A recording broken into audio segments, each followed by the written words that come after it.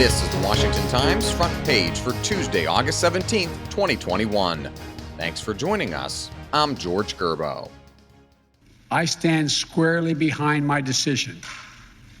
After 20 years, I've learned the hard way that there was never a good time to withdraw U.S. forces. We begin again with the deteriorating situation in Afghanistan. A defiant President Biden defended his handling of the crisis, saying he stands by his decision to withdraw U.S. troops from the embattled country. In his first remarks since Afghanistan fell to the Taliban, White House correspondent Jeff Murdoch reports the president pointed a direct finger at the Afghan government and its army for folding to the insurgents.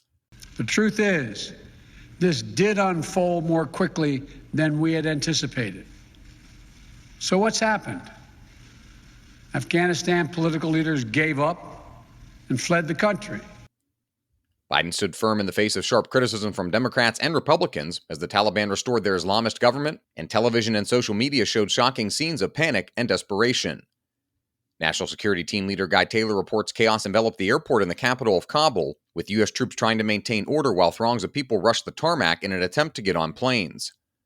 At least 7 people were killed, including 2 armed individuals shot by American forces, and several Afghans who reportedly fell from the wheel wells of a transport plane as it took off. Left in the wake, nearly 20,000 Afghans who assisted the U.S. in its war and nation-building efforts, and perhaps 50,000 of their spouses and children who are in danger of being stranded.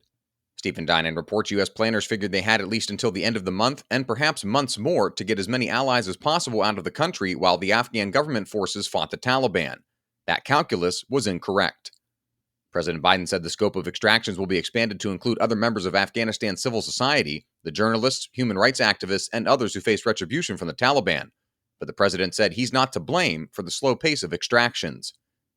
Taliban fighters, including many armed with American rifles, cruised through Kabul atop pickup trucks for a second day, claiming they had no orders to exact revenge against ordinary Afghans or officials of the former U.S.-backed government. Those assurances fell largely on deaf ears, however, amid fear that a civil war looms and the militants of the radical insurgency will soon restore strict theocratic controls. A reminder that you can find all these stories on WashingtonTimes.com/front page. Don't have access to the Times yet? Visit WashingtonTimes.com/George and get 25% off your annual subscription. Battles between local officials, state governments, and parents over school mask mandates are coming into full view as students nationwide return to classes for the fall. Tom Howe reports some superintendents are requiring face coverings to protect children who aren't eligible for COVID-19 vaccines, sometimes in the face of Republican governors who have imposed bans on such mandates.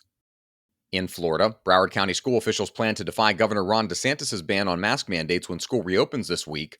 And in Texas, the Dallas Independent School District kept its mandate in place for the first day of classes in a rebuke of Texas Governor Greg Abbott and a Texas Supreme Court ruling that temporarily blocked local mandates. And finally, in Indiana, Attorney General Todd Rokita is planning an investigation of Confucius Institutes. Ryan Lovelace reports the institutes, staffed and funded by the Chinese government, typically offer Mandarin language classes and cultural programming about China to American universities, but they've long been a concern to lawmakers and academics about the influence that they exert. Rokita's probe specifically targets Valparaiso University's association with the institutes and money the school received from the Chinese government for hosting it. A Valparaiso University spokesperson said the university has always been transparent and reported funds it received to operate the institute as required by the Department of Education. Find all of today's front page stories at WashingtonTimes.com/front page or on the Washington Times app, and subscribe for free to the front page. Just search Washington Times on your favorite podcast platforms. You can also follow us on Twitter and Instagram at Wash Times for breaking news, sports, commentary, and more. For the Washington Times, I'm George Gerbo.